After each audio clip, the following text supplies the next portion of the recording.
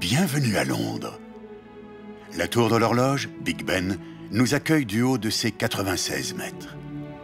La cité londonienne, comme d'autres grandes villes européennes, a été le théâtre du grand départ du Tour de France en 2007.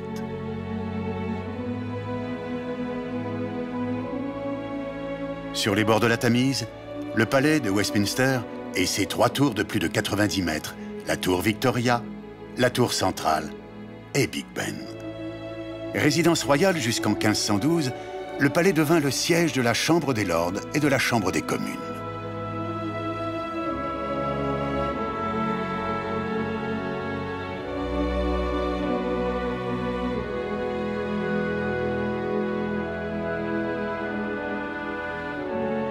L'abbaye de Westminster, édifiée au début du XIe siècle, avant d'être reconstruite en style gothique à la demande du roi Henri III. C'est à Westminster qu'a été célébré en 2011 le mariage du prince Williams et de Kate Middleton, les cérémonies ayant attiré une foule estimée à 600 000 personnes dans les rues de la capitale. Tower Bridge, le pont emblématique de Londres.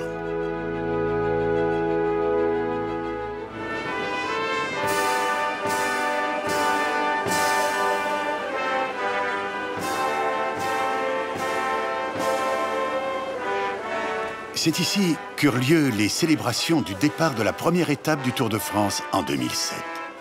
Tower Bridge, le pont à l'architecture atypique, à l'armature métallique soutenue par 2 tours de granit et de pierre.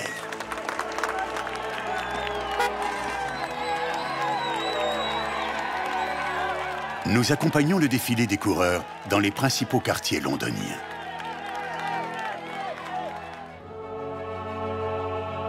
La Tour de Londres, à l'origine la Tour Blanche, que Guillaume le Conquérant fait construire en 1078 pour protéger la ville. Elle sera résidence royale, mais aussi prison d'État et lieu d'exécution. Il domine Londres de ses 110 mètres de hauteur, le dôme de la cathédrale Saint-Paul. C'est ici que furent célébrées les funérailles de Winston Churchill en 1965 et le mariage du prince Charles et de Lady Diana Spencer en 1981.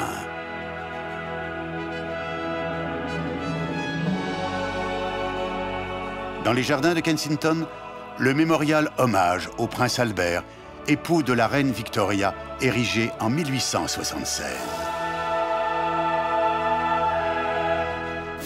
À quelques pas, l'un des temples de la musique, identifiable à sa forme circulaire, le Royal Albert Hall, qui accueille aussi diverses manifestations sportives ou culturelles.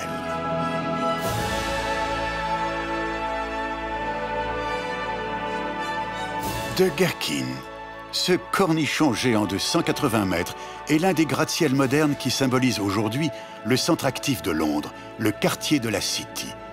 Les bâtiments modernes sont venus se greffer au noyau ancien de la ville. C'est aujourd'hui l'un des plus grands quartiers d'affaires en Europe. 500 000 personnes travaillent quotidiennement dans la City.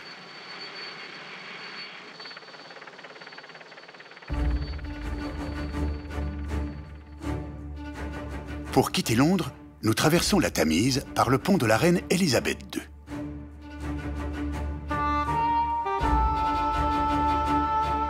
Nous voici dans le comté du Kent, au sud-est de Londres. La rivière Medway, comme la Tamise, est bordée de forts destinés à protéger la ville des envahisseurs venus de la mer du Nord. Le château de Pnor est une forteresse du XVIe siècle. Ce site fut un lieu d'inspiration pour l'écrivain Charles Dickens.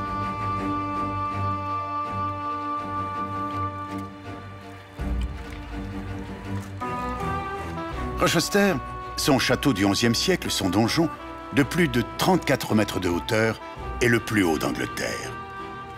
Lui faisant face, la cathédrale.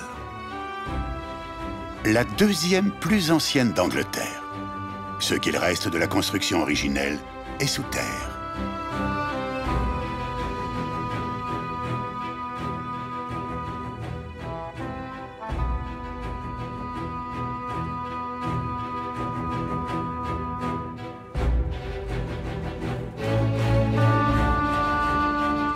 Un décor enchanteur pour refuge romantique. 2 îles au milieu d'un lac ont vu pousser le château de Leeds, ancien manoir du IXe siècle. C'était la résidence privilégiée des reines de l'époque médiévale. Le château est aussi réputé pour son parc ornithologique, noyé dans plus de 200 hectares, où les cygnes, les paons et les rapaces ajoutent à l'atmosphère bucolique du site.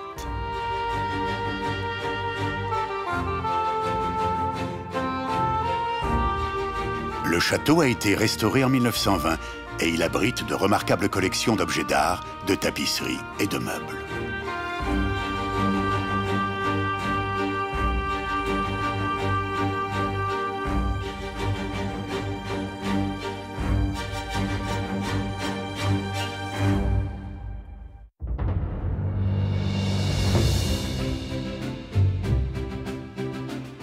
Nous continuons de sillonner le Kent. Au détour des routes de campagne se dressent monuments et villages typiques, mais plus anonymes.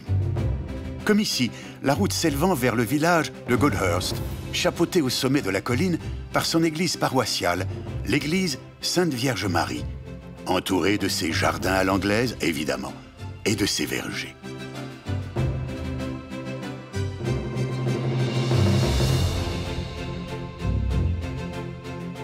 Le château de Sissinghurst règne sur l'un des plus célèbres jardins de Grande-Bretagne, typiquement représentatif du style à l'anglaise, magnifiquement taillé et entouré de murs fleuris.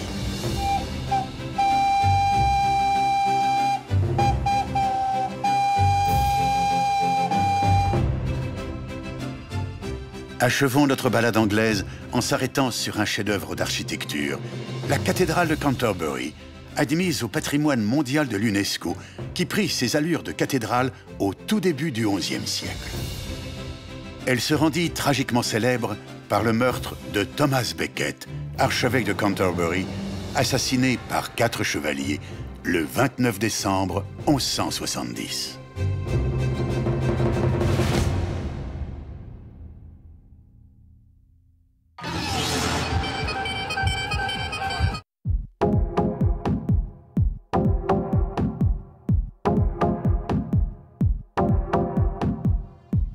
La Méditerranée, entre Riviera italienne et Côte d'Azur. Voici la principauté de Monaco. Monaco, cadre de prestige au grand départ du Tour de France 2009. À flanc de montagne, la principauté s'étend sur un territoire de 2 km². Sur le rocher, le palais princier règne sur tous les quartiers de la ville. Édifié au XIIe siècle, il est la résidence des princes de Monaco depuis 1297. Aujourd'hui, demeure de la famille régnante des Grimaldi. Le palais est situé sur un site géologique atypique, un rocher de plus de 60 mètres de haut.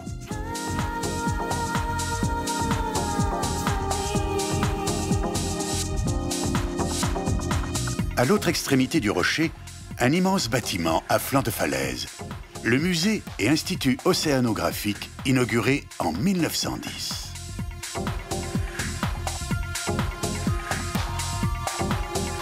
Outre l'exposition de nombreuses espèces marines sur près de 6000 m², il est aussi un outil de recherche et de rencontre pour les scientifiques.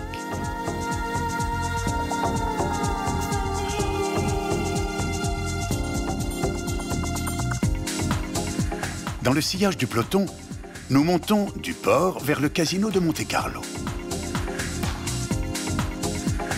Bâtiment de style baroque, inauguré en 1865, il jouxte le prestigieux hôtel de Paris, donnant sur la place du casino, traditionnel carrefour des voitures de luxe. Des jardins et des terrasses du casino se présente un panorama exceptionnel sur la Méditerranée. La principauté a d'ailleurs déjà gagné 40 hectares sur la mer par le biais de nouvelles constructions. Telle une presqu'île, le rocher princier s'avance sur la Méditerranée. En son cœur s'élève la cathédrale, édifice romano-byzantin achevé en 1903, où sont exposées les tombes du prince Régnier III et de son épouse, la princesse Grace. À 2 pas de la mer, le stade Louis II, enceinte de football et d'athlétisme, et qui, à l'origine, se trouvait à quelques centaines de mètres de son emplacement actuel, au pied du rocher, dans le quartier de Fontvieille. Nous allons quitter Monaco par l'est, par les plages du Larvotto, les plages de sable au pied des immeubles de luxe. Ici, à l'abri de son parasol, on aperçoit déjà les reliefs des Alpes.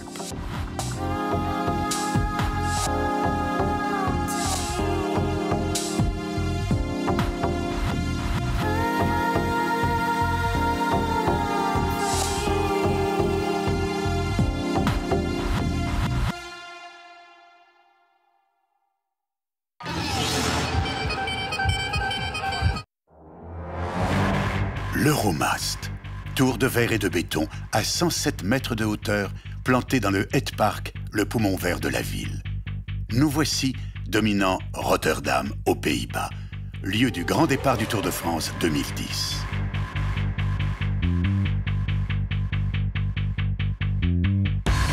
Rotterdam, la deuxième plus grande ville des Pays-Bas après la capitale Amsterdam, et la plus moderne. Ancien modeste village de pêche, Rotterdam est devenu le cœur industriel du pays, profitant de sa situation géographique à l'embouchure du Rhin et de la Nouvelle-Meuse, et dont l'activité est essentiellement maritime évidemment. Le pont Erasme en est l'emblème.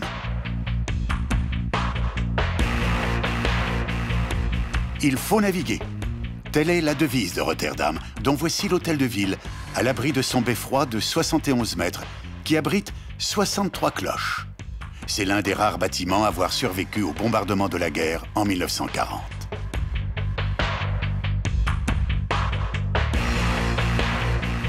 Rotterdam est aussi un centre financier de premier plan en Europe, symbolisé par ce bâtiment magistral constitué de miroirs sur 93 mètres de hauteur, le World Trade Center.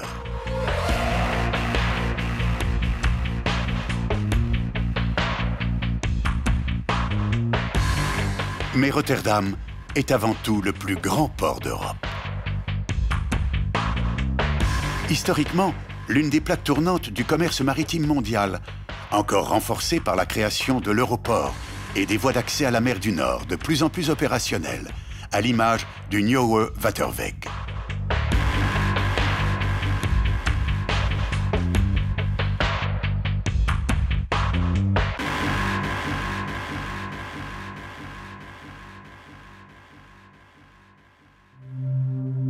Les moulins à vent, emblème des Pays-Bas, il en subsiste à peine un millier sur le territoire.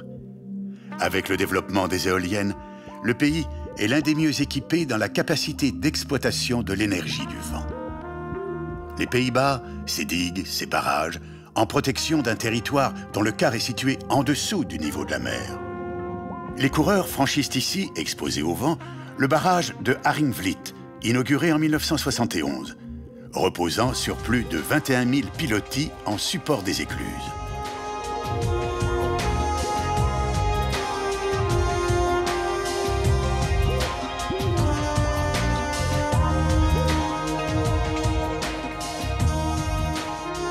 Les terribles inondations qui ont touché le territoire ont abouti au plan Delta en 1958, plan anti-tempête destiné à construire plusieurs barrages.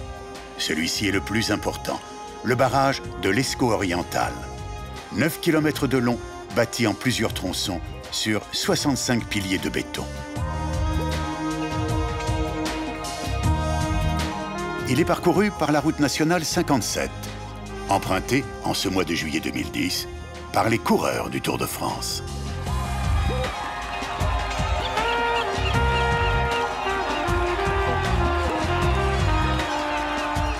Cet immense ouvrage a été inauguré en 1986. On y a mis en place 62 portes glissières destinées à laisser passer l'eau salée et les marées.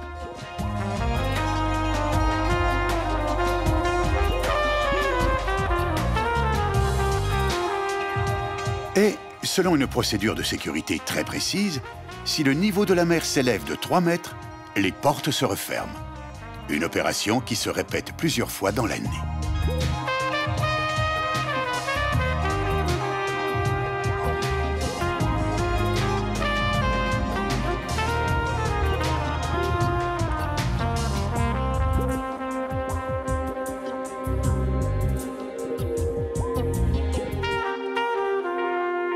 Ainsi s'achève notre initiation touristique de la Hollande méridionale, province des Pays-Bas.